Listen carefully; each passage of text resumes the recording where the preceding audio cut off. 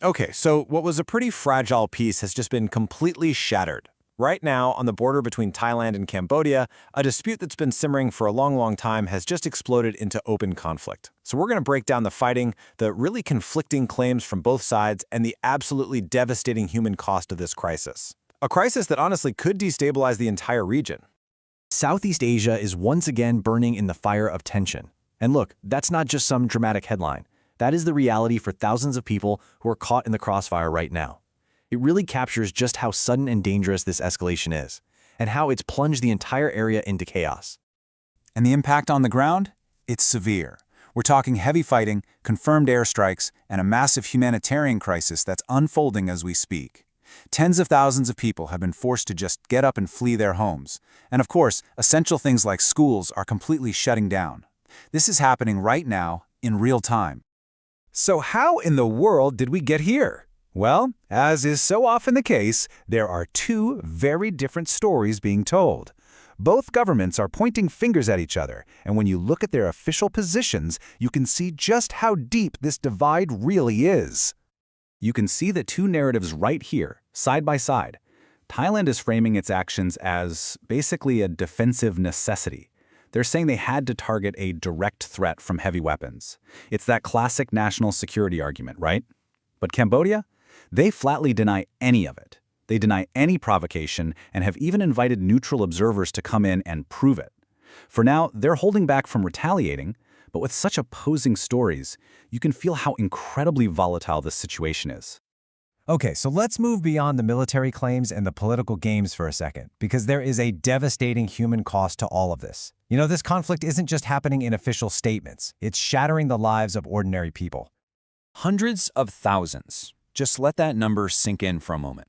This isn't just a statistic. We're talking about a massive wave of displaced people. Families, kids, the elderly, all forced to abandon everything they own with pretty much just what they can carry. And this is what that disruption actually looks like, day to day. Life has just come to a complete standstill. You've got families on both sides of the border scrambling for safety, trying to find space in crowded shelters or with relatives. Getting basic things like medical care is now a huge challenge. And the local economies? They've totally collapsed, as businesses have been forced to just shut their doors. This right here is exactly why neighboring countries are watching so closely. A border clash like this, it rarely stays contained. There's a very real fear that this could spiral out of control and become a much larger regional conflict.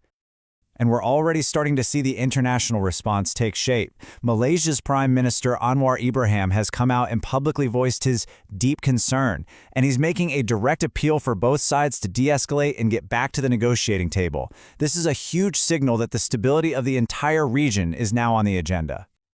And here's the thing, there's a history here. There's a precedent for resolving these kinds of disputes.